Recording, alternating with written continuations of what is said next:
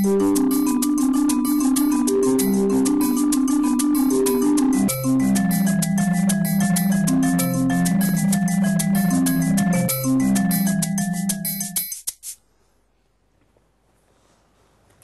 sì, ci sono io ad ore 13. Benvenuti con noi su Antenna 3, questa è una puntata speciale di ore 13 con i protagonisti anche della Zanzega, la nota trasmissione che va in onda il mercoledì sera alle 21:15 e in replica la domenica. Abbiamo fatto un viaggio all'interno del mondo del vino, soprattutto a Vinitaly, e abbiamo così proposto 3 puntate, di cui questa è la prima, dedicata alla Zanzega e dedicata soprattutto a Vinitaly. Quindi un appuntamento un po' particolare, un po' diverso dal solito, con il sottoscritto alla conduzione. Mi raccomando, non parlate mai al conducente Marcassa. In studio con me ad ore 13 abbiamo 4 ospiti, di cui 2 insomma, mi affiancano da molto tempo nell'avventura della Zanzega. Io li presento a tutti. Allora, benvenuto su questo sofà, caro Claudio Rorato. Grazie Lele, grazie dell'invito. È la prima volta che partecipo a una trasmissione qui seduto e la cosa mi fa molto piacere, seduto in una poltrona oltretutto, quindi grazie ancora per avermi voluto ancora con te. Come sempre al mio fianco il buon caro vecchio Ivo Gallo, eccolo qua. Ciao Lele, ciao a tutti a casa.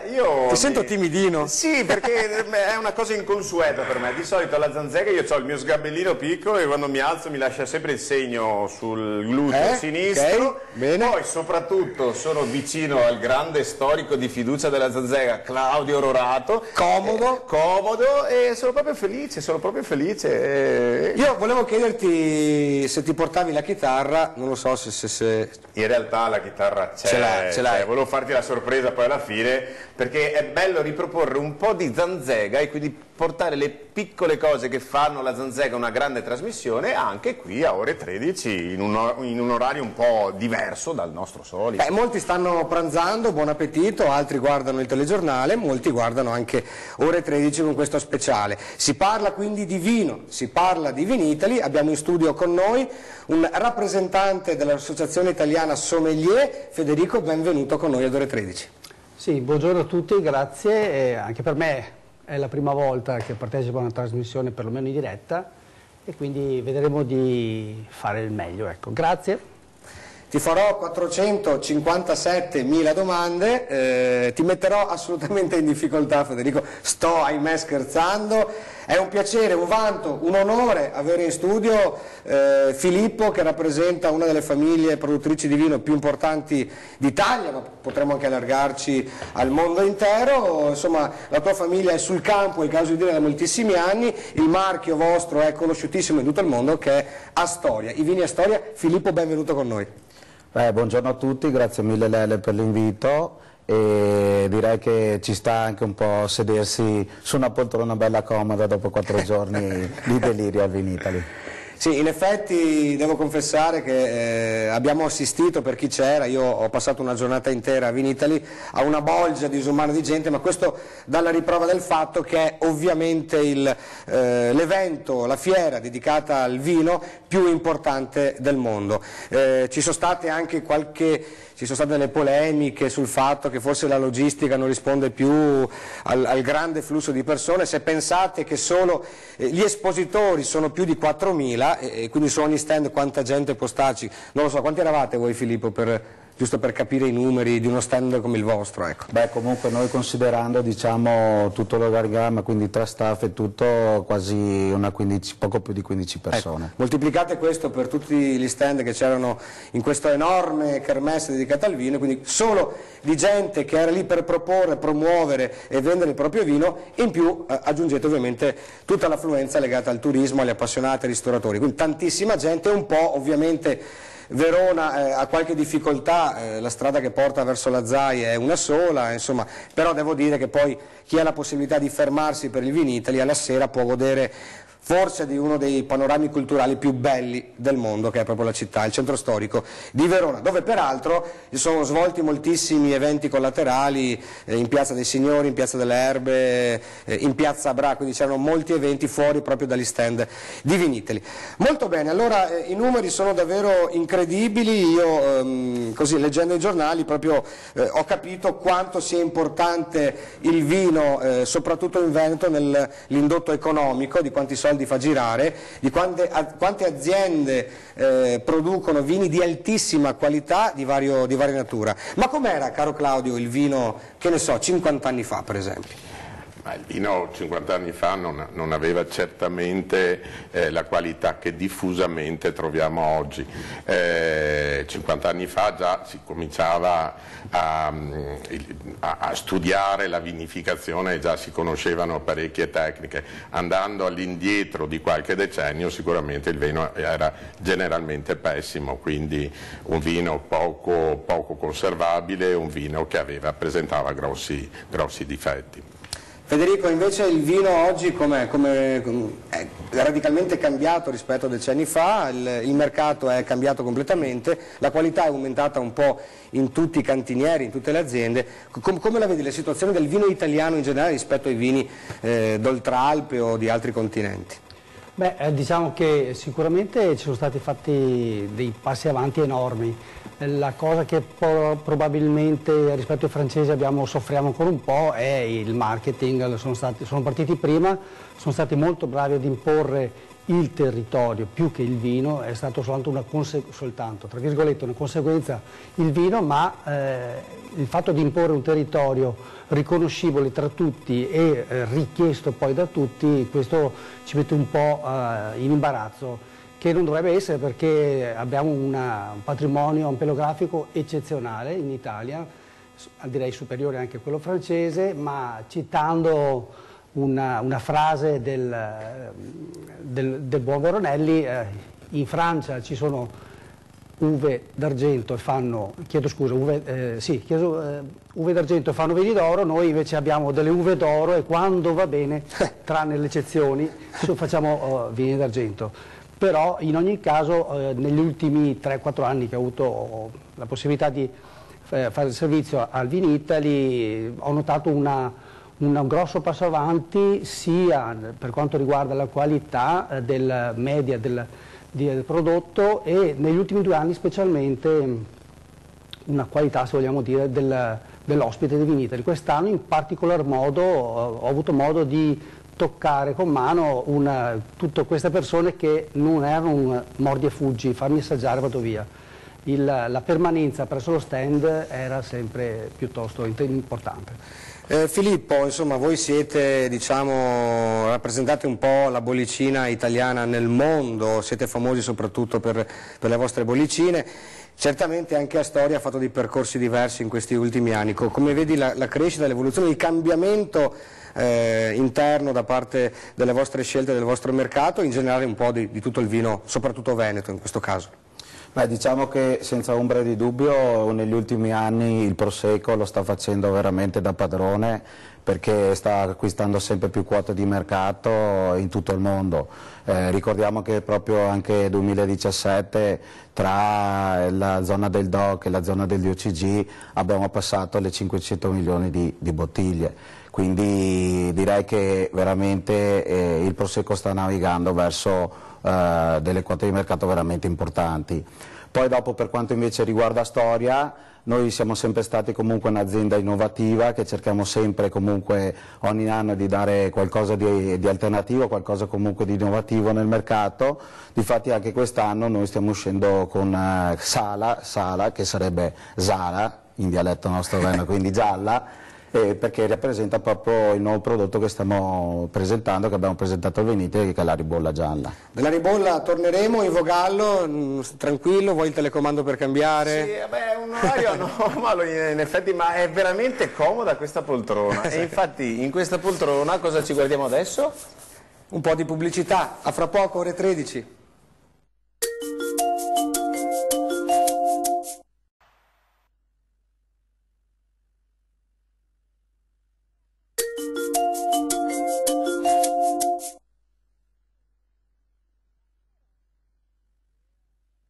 numeri incredibili. Siamo ore 13, speciale Zanzega dedicata al Vinitaly, in questo orario un po' strano per noi, ma insomma comincia a piacermi. Ma che orario è? Sono le 13:22. Ah, per quello si chiama ore 13? Sì, bravo. Ah, non l'avevo mai capito. Sei un ragazzo geniale, ex ragazzo. Allora, pensate che i dati che ci ha dato la Regione del Veneto, il Veneto produce 8,5 milioni di ettolitri di vino, sono parecchi credo, cioè un fiume, un lago di vino di tutti i tipi, perché si va dai colli trevigiani dell'Alta Marca con il Prosecco, si va ai colli invece verso Vicenza, si va alla pianura con il Raboso, insomma ci sono tantissimi vini, la Maronna, la Valpolicella e quant'altro, ma ne parleremo perché poi tutte queste aree sono legate anche a una nuova fase del turismo italiano, europeo soprattutto, che è il turismo legato al vino, l'enoturismo. Prima di continuare con i nostri ospiti in studio, vediamo questo brevissimo inciso dell'assessore alla Regione del Veneto Caner, che ci parla proprio da Vinitaly. A voi regia. Sempre di più c'è questo connubio enogastronomico legato al turismo e alla cultura. Non a caso è un esempio anche della candidatura delle zone del Prosecco a patrimonio UNESCO. Ma di che numeri stiamo parlando, caro Fede? Ma guarda, qui abbiamo numeri turistici incredibili. Il 2017 che abbiamo appena chiuso ci dice di una crescita media del 6%, ma la cosa incredibile è che abbiamo raggiunto le 70 milioni di presenze turistiche in Veneto, con oltre 18 milioni di arrivi, quindi sono numeri pazzeschi. La cosa positiva è che sono state colpite tutte le destinazioni turistiche, cioè tutte sono cresciute, ma la cosa che mi fa più piacere è che sono cresciute magari province che magari in teoria hanno meno attrazioni come Treviso o Vicenza, che invece addirittura sono cresciute con cifre doppie in termini percentuali. Quindi il tuo tentativo di alleggerire anche la città di Venezia in qualche maniera sta andando a buon fine, mi pare di capire. Esattamente sì, stiamo utilizzando il naming, diciamo, del Land of Venice Veneto per catturare i turisti da Venezia e portarli a conoscere il resto del Veneto, che è meno conosciuto ma che non ha molto da dare e da far conoscere a livello internazionale. Dalla regia mi indicano il fatto che c'è qualcuno al telefono. Pronto? Con chi parliamo? Buongiorno, sono Deborah, volevo farvi i complimenti per la trasmissione di oggi. Mi avete un po' anticipato la domanda perché volevo proprio chiedere il Veneto in materia di enogastronomia, che cosa offre, se ci sono dei percorsi interessanti Molto da seguire, bene. ecco. Deborah, allora adesso lo chiediamo anche ai nostri ospiti. Io ho alcuni dati che ci dicono, sempre provenienti dall'assessorato regionale, ci sono 11 vie del vino riconosciute, l'unico inghippo è che devono ancora essere messe in rete.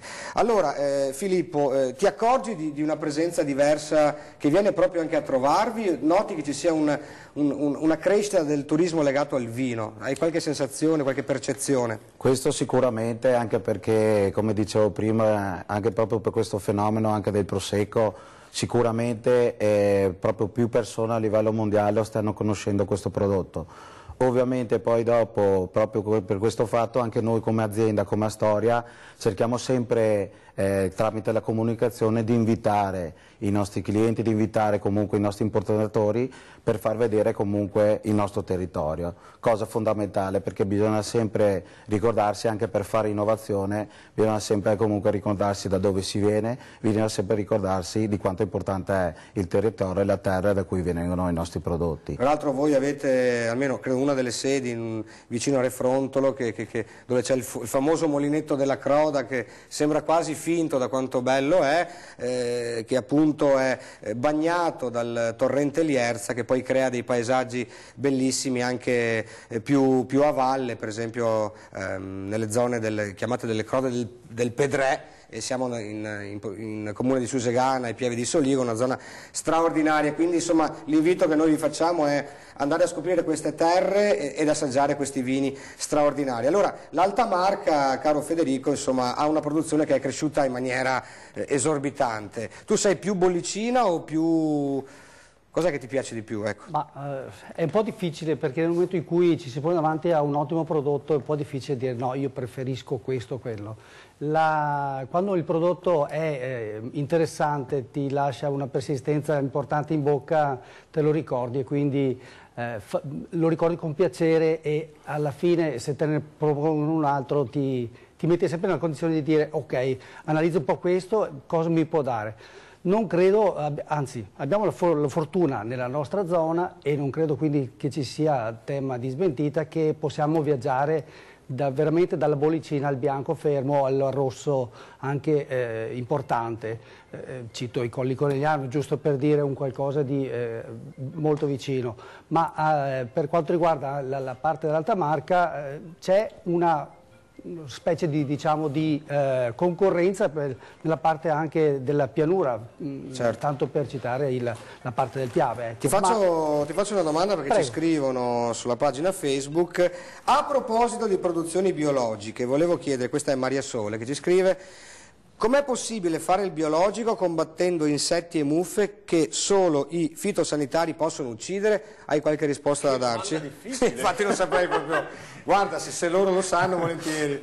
Beh, ci sono diverse tecniche, non sono un enologo, però ci sono diverse tecniche che ormai sono anche più che testate, per esempio con la confusione sessuale degli insetti per far sì che non ci sia il modo che ci sia proliferazione di insetti. Oppure ci sono le tecniche biologico-biodinamiche che tendono a far sì che la pianta da sola si difenda rinforzando in modo che la pianta viva bene. Se la pianta vive bene ha meno bisogno di trattamenti.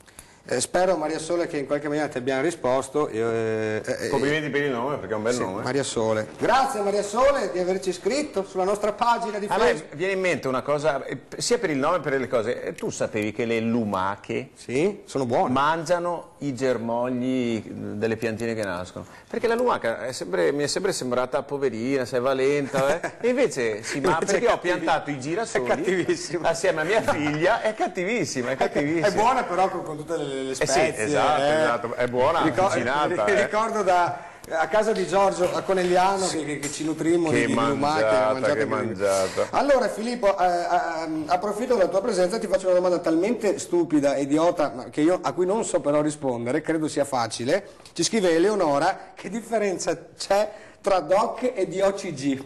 Non lo so, io non lo so. Beh, diciamo che come differenza ci sono delle differenze comunque importanti.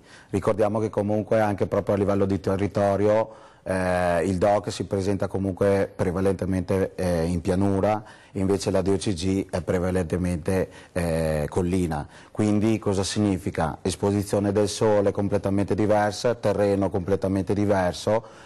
E poi dopo soprattutto anche durante nell'ultimo periodo di settembre, agosto-settembre, sotto la vendemmia, cosa fondamentale, gli sbalzi termici tra il giorno e la notte, ovviamente la collina, grazie anche al bosco, riesce a dare comunque degli sbalzi termici molto più importanti. E cosa significa? Significa comunque un'uva molto più aromatica rispetto alla DOC. Quindi il DOCG ha una qualità ha un'aromaticità superiore, una persistenza superiore. A Filippo, perché lui dà per scontato che io sappia anche il significato dell'acronimo DOC e DOCG. Io questo proprio non ho mai capito precisamente.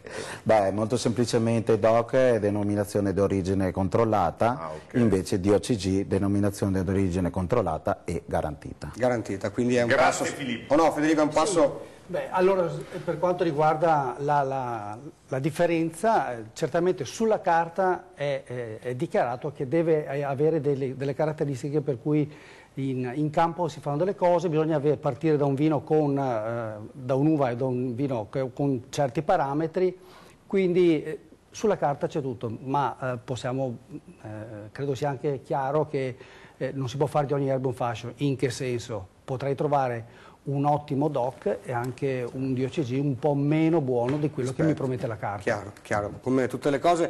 Claudio, insomma, diciamo terre vocate ultimamente anche per motivi storici e culturali a un turismo, insomma, come si usa dire, si abusa quasi slow, lento, eccetera.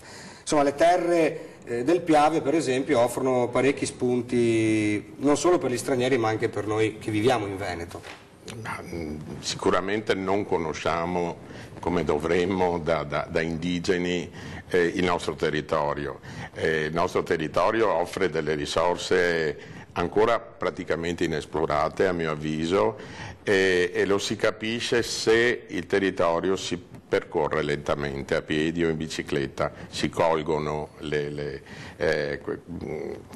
tutti questi aspetti che vanno dai rilievi monumentali, artistici, ai pregi straordinari del nostro paesaggio. E poi una cosa che io sottolineo sempre, perché influenza enormemente la memoria delle persone, se le dobbiamo fidelizzare, proprio l'olfatto. Camminare in mezzo alle cose ce le fa ricordare. Camminare in mezzo a un campo di grano turco, per esempio, lascia una sensazione olfattiva particolare che uno non dimentica più. Lo stesso camminando in mezzo a un vigneto e accarezzando le foglie o assaggiando i pampini. Parleremo poi ancora di queste aree, soprattutto di un prodotto che ha avuto una crescita meritata, un vino però molto difficile che è il Raboso. L'abbiamo visto anche incontrato, in questo caso Gigi Peruzzè, a Vinitaly. Allora facciamo una breve pausa e continuiamo fra pochissimo. A voi regia. Verde.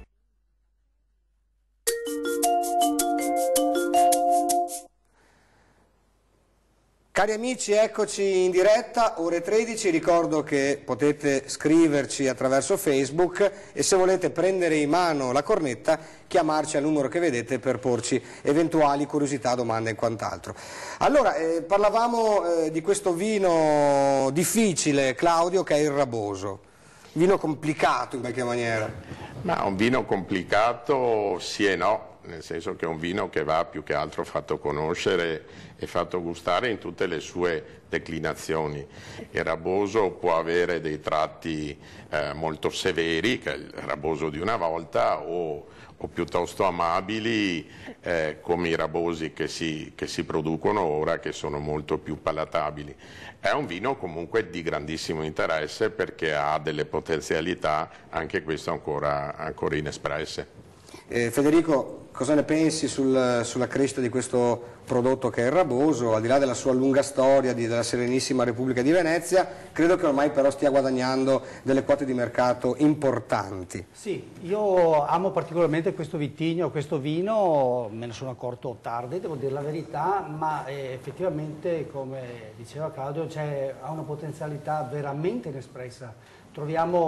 Possiamo avere un vino giovane, facile, dipendentemente da come viene fatto, giovane, facile e tralasciando quel, secondo me, orribile nome di Rabosello che sminuisce la qualità. Quindi da un vino fermo, molto semplice, a un vino un po' frizzante, arrivare fino a un vino di media longevità o un vino di grandissima longevità. Oppure anche ci sono taluni produttori che lo fanno anche col metodo classico in versione rosata soprattutto. In ogni caso è un vino che se fatto con determinate carismi ha la possibilità di passare i decenni indenne e anzi chiedere ancora un po' di tempo prima di essere assaggiato. Non dimentichiamo anche la versione passita, quindi una parte anche dolce, quindi dal vino molto semplice, arrivare fino a un vino importante, da secondi importanti, da formaggi importanti e anche arrivare fino al dolce. Per esempio il Malanotte da quando c'è, io credo che qualcosa abbia aiutato questo vino straordinario. Io vorrei sperare, ma è assolutamente una valutazione soggettiva, che questo Malanotte, visto che potrebbe da taluni essere un po' avvicinato alla modalità di fare un amarone, quindi con questa parte di uve passite importante, circa il 30%, che lo rende più morbido e più facile con le spalle acida che ha, insomma, alla beva. Speriamo che questo serva come spartitraffico per aprire le porte a qual grande vino è il Raboso, nelle versioni invecchiate. Malanotte, malanotte, che peraltro è un borgo meraviglioso a Tezze di Piave c'è questa località straordinaria da cui prende il nome anche la DOCG legata al raboso con uve passite, che è proprio il raboso malanotte di OCG. Andiamo a visitare lo stand a Vinitaly di Gigi Peruzzetto. Venire a Vinitaly senza trovare Gigi Peruzzetto era come pensare che il mare abbia acqua senza sale. Adesso un po' alla volta ci arrivate. Allora Gigi, insomma, siamo nella forse manifestazione più importante al mondo per chi produce vino e per chi lo acquista anche. Come sta andando? Intanto grazie Lele, grazie dell'opportunità che mi dai, sono felicissimo di incontrarti anche qua, di incontrare voi amici telespettatori in questa occasione, un'occasione importantissima. Il Vinitaly è il fiore all'occhiello dell'Italia, lo è anche del Veneto. La 51esima edizione sta dando dei grossissimi risultati, noi ci accorgiamo che c'è una ricerca di vini particolari. Piace molto il raboso, vino e vitigno raro, piacciono anche le marzemine bianche, piace l'Incrocio Manzoni, perciò questa è una grandissima vetrina importante. Ora abbiamo anche qui seduti ai nostri tavoli dei clienti stranieri, dei clienti russi, dei clienti statunitensi, perciò una grande manifestazione, e secondo me una manifestazione da mantenere nel nostro Veneto. Perché c'è l'idea di spostarla in Lombardia? C'è una piccola polemica o una grande polemica che non spetta a me certamente da dirimere o da discutere. So che comunque come Veneto, come produttore veneto, pensando alla nostra realtà vitivinicola, sia giusto, magari, e qui permettetemi, con qualche servizio migliorato di accessibilità, deve rimanere comunque in Veneto. Allora il buon Ruzzante diceva: quel vin sgarboso che dice bevime. Sono passati centinaia d'anni e il raboso sta acquistando delle quote di credibilità sempre più grandi e importanti. Non ha perso proprio del tutto la sua sgarbosità, per fortuna, anzi la mantiene, questa è proprio la sua grandissima caratteristica che lo distingue dagli altri vini. Noi però ci stiamo anche accorgendo che ogni tanto le cose un po' più differenti, un po' più semplici, tra virgolette, sono quelle alla fine magari che piacciono un po' di più. Gigi, io faccio un in bocca al lupo a te e a tutti i tuoi ragazzi che sono qua a Vinitaly, tanto noi insomma alla Zanzega ti beviamo tutte le settimane e devo dire che chi esce dallo studio esce con uno spirito riqualificato, sereno. Quel vin sgarboso aiuta e rasserena l'animo. Beh, questo mi fa piacere perché vedo che la Zanzega sta migliorando sempre di più, bevendo anche un po' di vino raboso. Se avete voglia, se vi capita di passare per San Polo di Piave, Casa Roma, ha ben voglia di farvi assaggiare questo vino e buon lavoro a tutti, spero anche ai miei collaboratori e ai miei amici produttori. Questo era Gigi, che ringraziamo e salutiamo. Caro Filippo, che rapporto ha storia però con questo tipo di vino, cioè al di là, voglio dire, del prosecco classico che fate?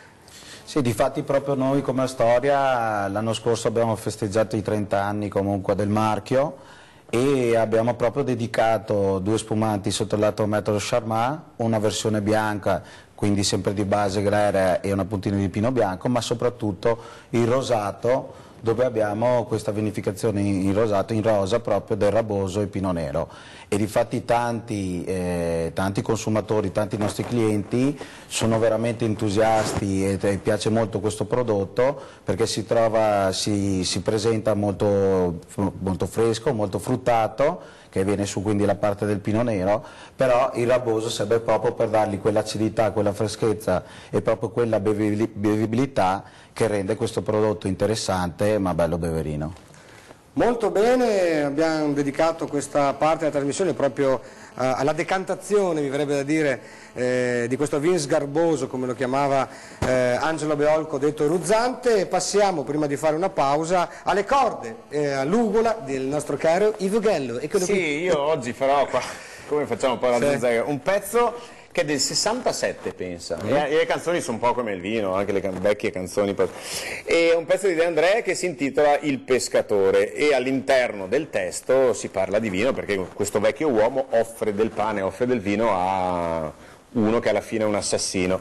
Ma la curiosità per noi veneti di questa canzone è che comincia dicendo all'ombra dell'ultimo sole. L'ombra per noi è il bicchiere di vino. Perché si chiama ombra? Ombra, l'etimologia, l'origine, ce ne sono varie, però quella legata a Piazza San Marco, al campanile di San Marco, forse è la più accreditata, ma noi disponiamo del miglior storico allora diccelo, Claudio, che abbiamo nel Triveneto, e quindi Claudio ce la spiegherà. Diccelo. Quella che dice, che vuole che a Venezia il vino potesse essere venduto solo all'ombra del campanile di San Marco, quindi chi vendeva il vino doveva spostarsi e seguire, questa è in effetti la versione più accreditata. Personalmente non ho mai trovato documenti che lo attestino. È bella comunque, è una versione piacevole. Ve ne sono altre che si riferiscono proprio al colore del vino attraverso dei vetri molto scuri, perché erano vetri, dei bicchieri, vetri verdi o blu addirittura, perché erano vetri così di scarto di risulta, e molte altre. Teniamo buona quella dell'ombra che si sposta. Dell'ombra del campanile. Del Paron de Casa. Ivo Gallo. E all'ombra dell'ultimo sole c'era assopito un pescatore che aveva un solco lungo il viso come una specie di sorriso, e chiese al vecchio: dammi il pane, ho poco tempo e tanta fame. E chiese al vecchio: dammi il vino, ho sete e sono un assassino. E la la la la la la la la la la la la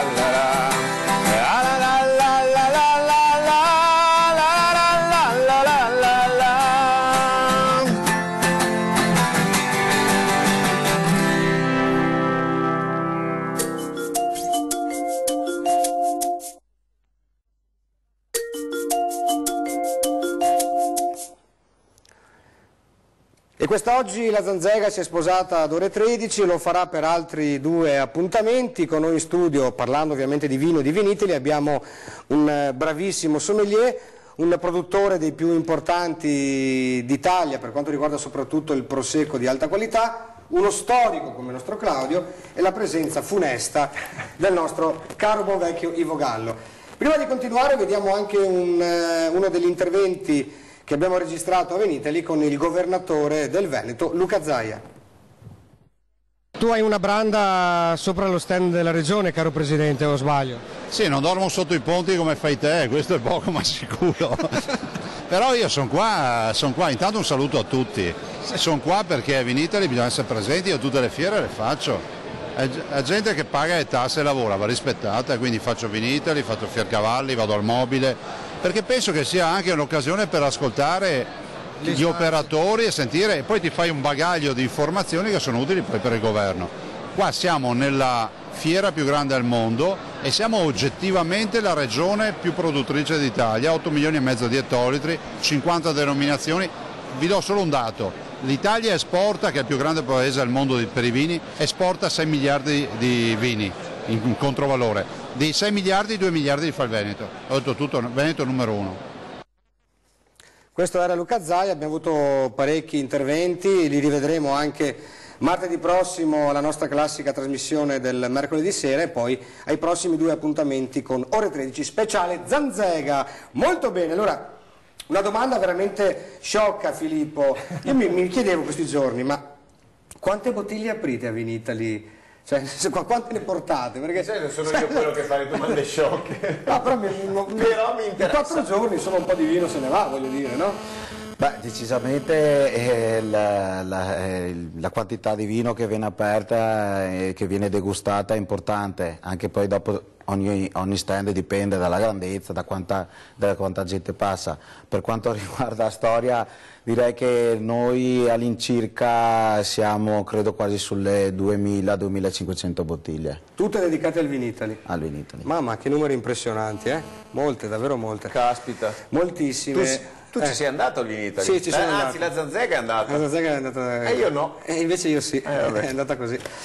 Allora, continuando sulla strada del vino, in questo caso qui ad Ore 13, mi piacerebbe chiedere una curiosità a Federico, se uno volesse approcciare al mondo, diventare un assaggiatore, un sommelier, insomma, conoscere di più il vino, che passi deve affrontare?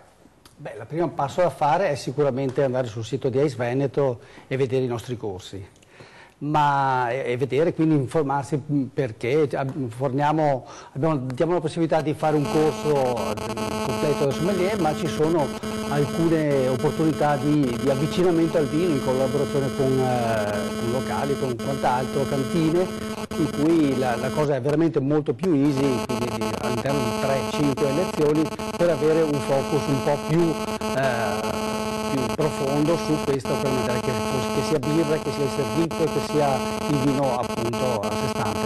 I nostri corsi comunque sono dei corsi più importanti, nel senso che noi rappresentiamo la storia della sommelieria italiana. La nostra associazione è nata, il decreto ministeriale è datato 1965, per cui credo possiamo fornire una buona didattica, decisamente. Tanto per citare, c'è anche un corso, un WSET, che è un corso europeo con riconoscimento anche mondiale, e chi si presenta anzi con il diploma l'attestato di sommelier AIS, di fatto comincia già dal secondo livello, giusto per dire che la didattica che seguiamo è decisamente fatta molto bene, e la parte dei relatori, anche se sono persone sommelier che studiano e che ottengono questo ulteriore attestato sul campo. Tutte le nostre attività che siano esclusivamente per fare un corso sono condite da tutta una serie di eventi che è possibile monitorare attraverso il sito, e quindi ogni provincia, che è una delegazione che fa capo appunto alla presidenza regionale, ogni provincia ha un consiglio e una struttura che programma, e appunto ci sono tanti eventi, a cui possono essere soltanto eventi promossi da AIS, oppure in collaborazione anche come partner o aziende, oppure enti anche più conosciuti, magari come la Regione o quant'altro. Molto esaustivo Federico. Filippo l'abbiamo in studio, però noi l'abbiamo incontrato anche a Vinitali, nello stand all'interno del padiglione della Regione del Veneto di Astoria. A voi regia. Allora Filippo, sono davvero contento di essere qui con te. La vostra azienda la si conosce davvero molto bene per un sacco di iniziative che fate. Le sfide nuove, tipo la ribolla, che abbiamo qui la bottiglia, io la brandisco, eccola. Anche questa è una nuova sfida a Astoria.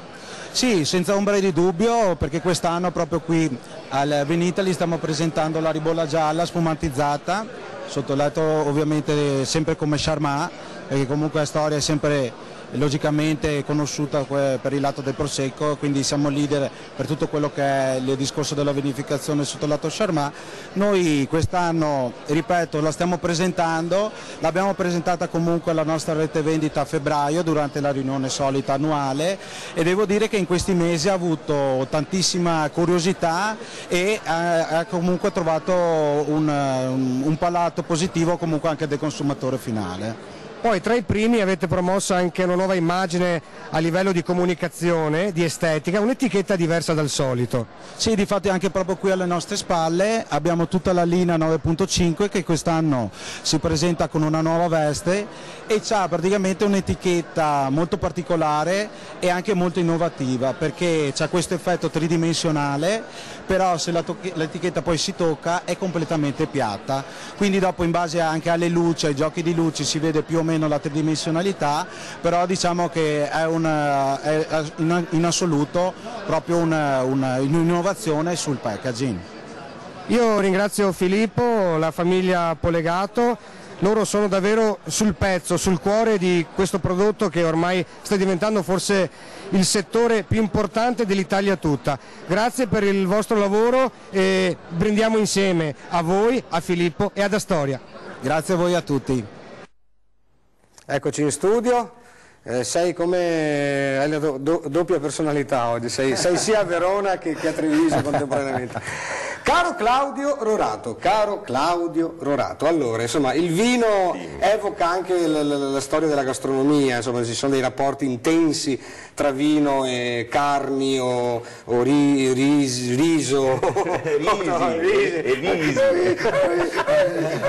insomma, di qualcosa, io me ne taccio. Generalmente quando parliamo del vino in cucina lo associamo al vino usato come bevanda che accompagna le vivande che vengono presentate. Invece si è perso, a mio avviso, molto l'uso che se ne faceva proprio per preparare i cibi. Era uno degli elementi che concorrevano molto spesso in passato alla cottura, per esempio, delle carni, alla preparazione di quelli che in Veneto venivano chiamati savori, quindi delle salse saporite, e ai dolci. Ne abbiamo dato prova qui nel corso di una zanzega facendo i sugoli, che sono un dolce straordinario fatto con il mosto fresco. Ecco, questo è tutto un campo nel quale bisognerebbe lavorare, perché abbiamo una massa enorme di documenti che vanno ovviamente studiati e che ce ne testimoniano, però sono cose che non facciamo più, a partire dalle composte a base di uva, a partire dai dolci, appunto, i vini rossi per esempio, proprio anche il Raboso, entravano spesso nella confezione dei pani dolci, l'uva passa stessa che si usa, ormai usiamo solo l'uvetta di Corinto, la passolina, però anche da noi si usavano e bisognava pazientemente pulirle dai vinaccioli. E quindi c'è un mondo, dicevo, dietro a questi prodotti non secondari, ma che sono paralleli alla storia, alla vita del vino, che potremo riscoprire senz'altro. Adesso mi hai messo proprio voglia, nel senso che è l'orario. Io se no dalle ore 13 in punto voglia di bere. Vuoi un po' di vino? Guarda cosa brandisco, come dici fatalmente, tu. Fatalmente il Raboso del Piave, eccoci qua, eccoci qua. Sì, non è molto elegante la poltrona è elegante, io non sono molto elegante nell'aprire questa bottiglia dalla poltrona, ma nel frattempo assaggiamo questo Raboso di cui abbiamo parlato e, insomma, al volo, Filippo, come lo vedi il futuro del vino veneto soprattutto? Come lo vedi? Ma sicuramente lo vedo bene, nel senso che comunque al di là del Prosecco, ripeto, che sta vivendo questo momento di gloria. Ricordiamo sempre comunque anche l'Amarone per quanto riguarda i rossi a livello anche internazionale è sempre molto richiesto, il ripasso uguale.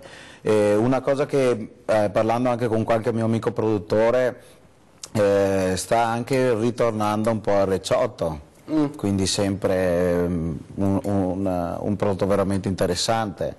E poi dopo ricordiamoci comunque anche tutto il Soave, quindi dove abbiamo tutti questi prodotti veramente aromatici, belli, fruttati, belli eleganti. Insomma, io devo dire la verità, la vedo sempre molto bene per tutto quello che è il futuro del vino veneto. Però bisogna sempre ricordarsi che tutta questa notorietà o comunque tutto questo lavoro è anche frutto di tutti gli imprenditori, di tutti i produttori che ogni giorno sono in giro per il mondo. Abbiamo dei bicchieri davvero grotteschi, però lo stesso Federico prova a dirci com'è. Farò dannare la regia perché non siamo molto abituati a questo studio, però facciamolo assaggiare, ce la proveremo. Poi si dice che è buono, poi ce lo scogliamo tutto qui coi fioi qua in studio. Ecco. Sicuramente un vino rosso, intanto, no? Giusto per citare. Allora, questo Raboso di Casaroma è uno, penso che si possa come dire, abbinare dal punto di vista della fratellanza con con alcuni altri produttori che rispettano davvero in toto il prodotto. È un vino che ha una buona consistenza, il tenore alcolico sicuramente è importante, credo potrebbe circa sui 13 e mezzo, posso tentare di dire. La parte La parte fruttata è comunque ancora netta e la marasca è quasi un timbro di questo vitigno. Assieme alla parte alcolica, assieme alla parte glicerica e quant'altro per quanto riguarda le morbidezze, lo rende comunque già adesso una bevibilità, gli dà una bevibilità molto buona per quello che era il vin d'aviaio della Serenissima. Ti piace comunque, sì? Vediamo se gli piace, diccilo. Non mentire, non mentire. Menti sapendo di mentire, no? No. Poi mi fermo un attimo di più, casomai. Con un bicchiere più adatto mi fermo, ma ci penso io a finirla, ecco. Ok, questa è un'approvazione. Se non la finiamo prima. Esatto. Allora, io ringrazio di essere stato con noi qui in studio il buon caro Filippo Polegato, della famiglia Polegato di Vini e Storia. Grazie della tua presenza. Grazie a voi tutti. E in bocca al lupo per tutto. Grazie a tutti.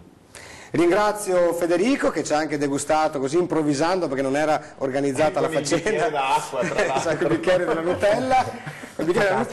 Grazie Federico, grazie mille. Salutami tutti gli amici dell'AIS, Vladimiro che io conosco molto bene, e speriamo di ritrovarci alla Zanzega. Cosa dici? Ma io lo spero vivamente, è stato un piacere per me. Grazie. Grazie Federico. Allora, come sempre, grazie al caro buon vecchio Claudio Rorato. Grazie a voi, grazie a Lele in particolare che mi dà questa opportunità, e sono qua a disposizione. Ecco, ricordati che mercoledì abbiamo l'ultima puntata della Zanzega. La numero 100. Non prenderti impegni. No, anche perché. Ok, io come sono un po' abituato negli ultimi anni chiudo con delle parole che non sono mie. Ho la fortuna di avere l'accompagnamento acustico del buon caro vecchio Ivo Gallo, e vi leggo un brevissimo componimento di Giacomo Cazzorzi, detto Giacomo 90, un poeta eccezionale che io ho scoperto in tenera età, ma che avrebbe bisogno di essere scoperto molto di più in tutta Italia. Parte della sua produzione è stata composta nel suo dialetto, che è il dialetto del Basso Piave, e diceva: amici, un fiade schei partirà avanti, non se mica massa. E una donetta che riceva i nostri basi, con quel gusto che serve pardonarli, non se mica massa. Ma un fiade vin, amici, con che se ne schei ne amor, o anche se che se, un fiade vin bevuo tra amici, un fiade vin, e ancora un fiade vin, amici, che non se mica massa. Allora, cari amici di Antenna 3, grazie davvero di cuore. Io ringrazio per la splendida regia il buon Italo Morao, ringrazio i miei compagni di avventura Ivo Gallo, in questo caso Claudio Rorato, ringrazio ancora Filippo e Federico. Ore 13 speciale Zanzega e Vinitaly termina qui. Noi ci vediamo alla Zanzega mercoledì prossimo 25 aprile alle ore 21:15. Ciao a tutti e grazie.